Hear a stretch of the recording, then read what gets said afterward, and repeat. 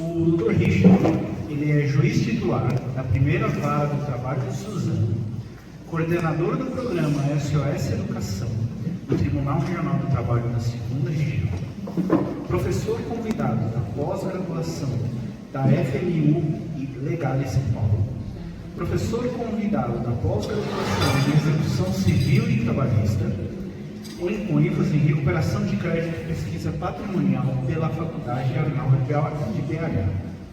Professor convidado da ENAMAT, Escola Nacional da Magistratura do Trabalho, em diversas escolas judiciais, na Escola Superior da Advocacia e em cursos jurídicos.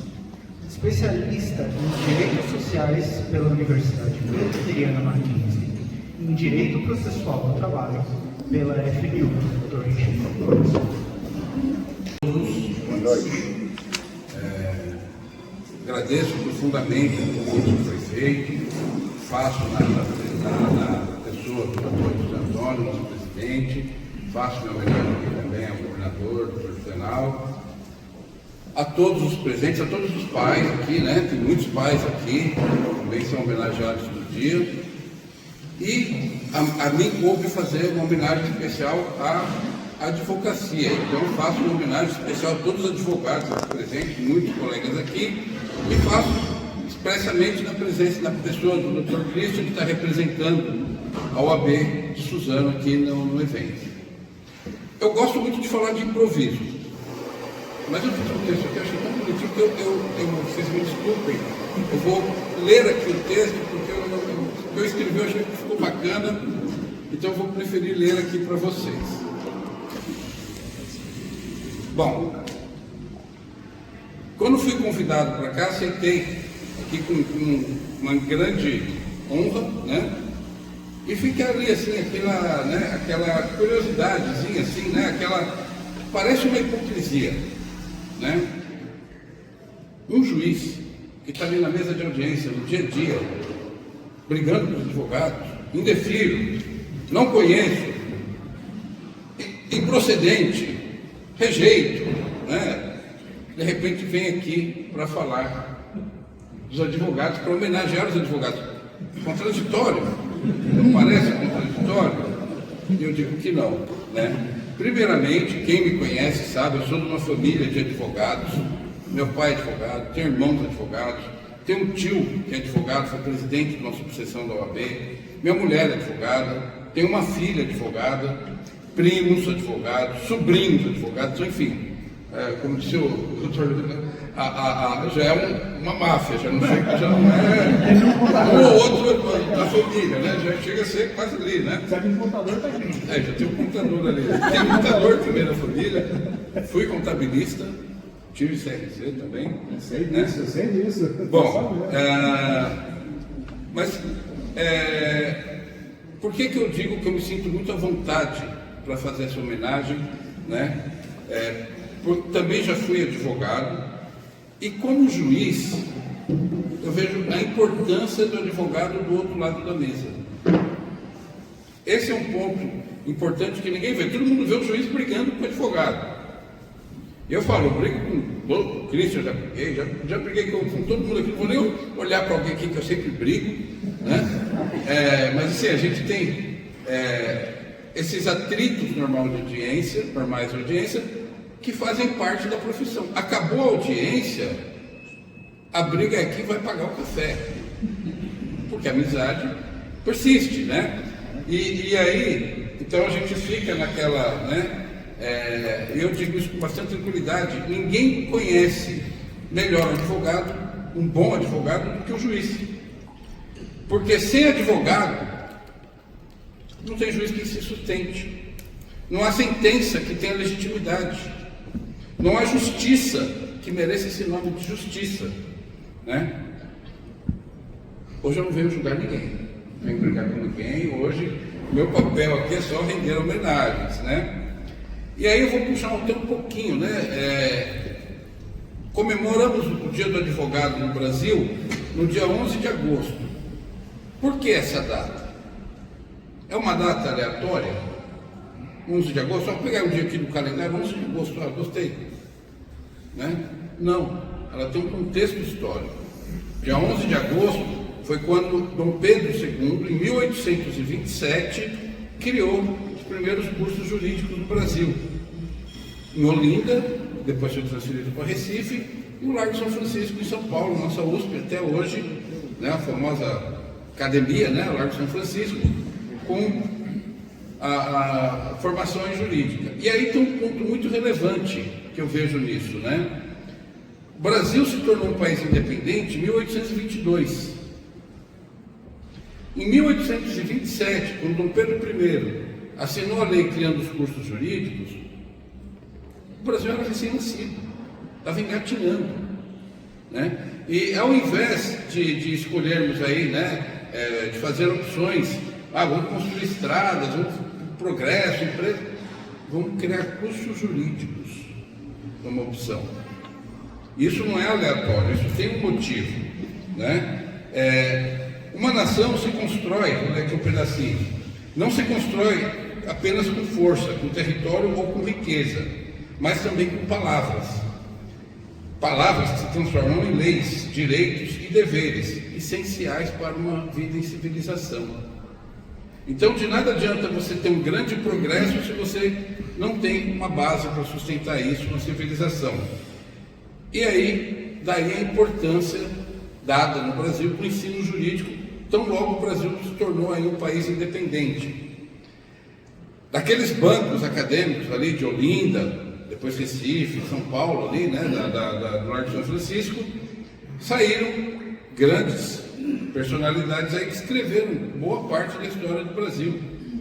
Nossas leis, né, foram aqueles que trabalharam para o amadurecimento da independência, trabalharam lutando aí pela abolição da escravatura, pela república, depois lutando aí com a importância da advocacia na luta contra a democracia, ali no Diretas Já, em 84, ali naquela época, né, década de 80.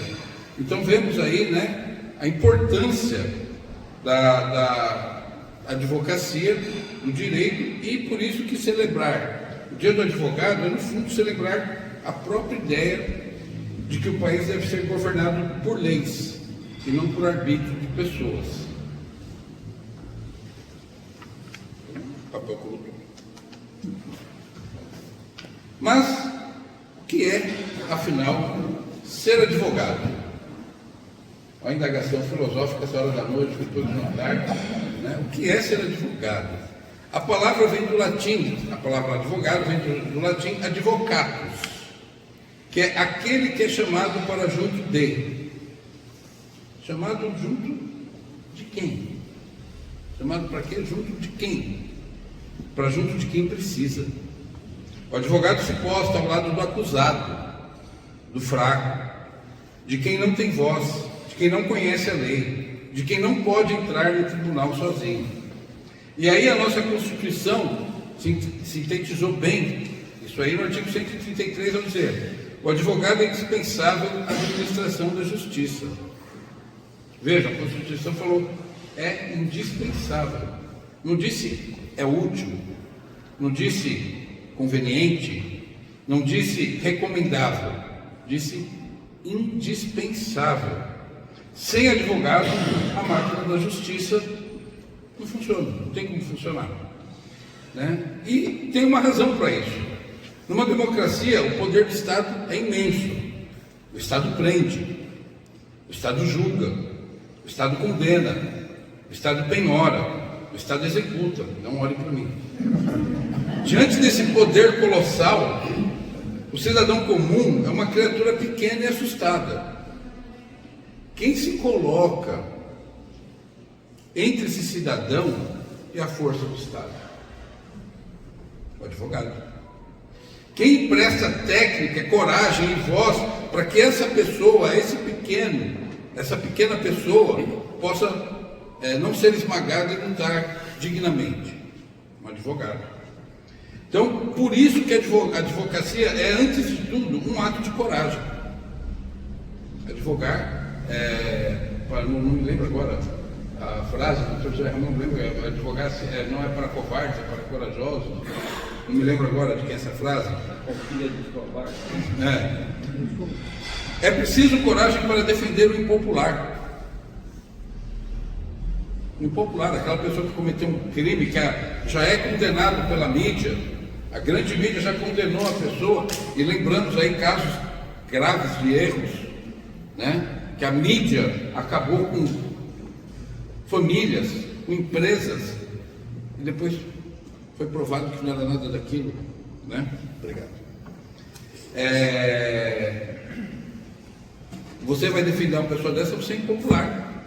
Você está contra a opinião pública, né? Quem que vai encarar isso? Tem um advogado ali por trás. Seja a causa mais impopular que for, vai estar ele lá lutando, né? É o advogado que vai lutar, vai ficar peticionando ali para lutar contra os poderosos.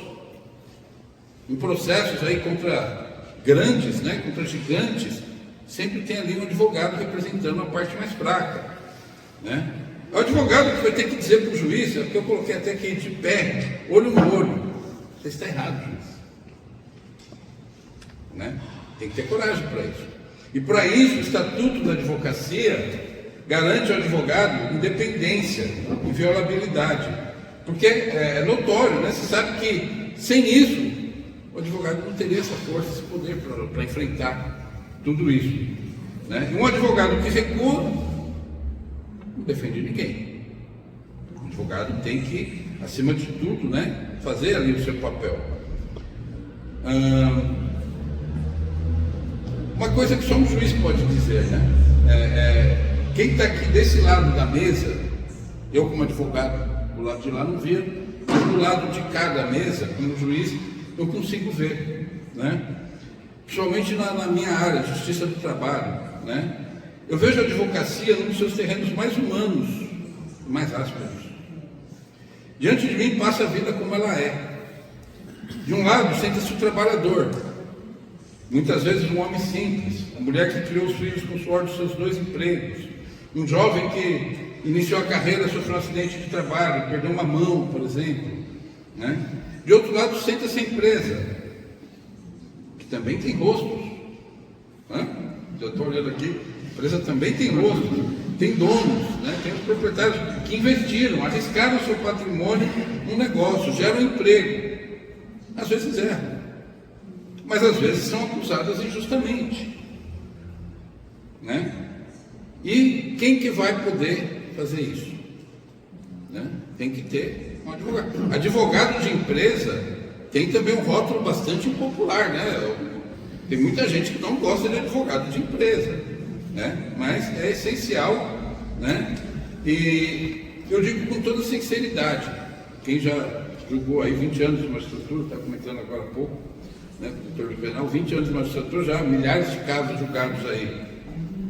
Um bom advogado, a bênção para o juiz.